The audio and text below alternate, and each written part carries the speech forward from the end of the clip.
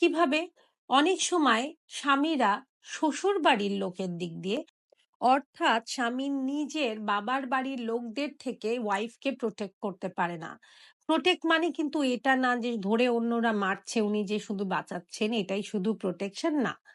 উনার ওয়াইফের সম্মান রক্ষা করাও কিন্তু আল্লাহ উনার দায়িত্বের মধ্যে দিয়েছেন। কেউ যদি উনার ওয়াইফের সম্মান হানি করে, এমনকি উনার মাও, আমরা অনেকেই মনে করি আমার মা যা বলবে তাই। এই কথাটা খুবই ভুল। আমার মা যা বলবে তাই ছেলেদেরকে করতে হবে না। তাহলে আমাদের বাবা মার কথা মতো যদি সবই করতে হতো, তাহলে ইব্রাহিম আলাইহিস সালাম যখন উনার বাবার বিরুদ্ধে গিয়েছিলেন, তাহলে তার উনি নবী হতেন না।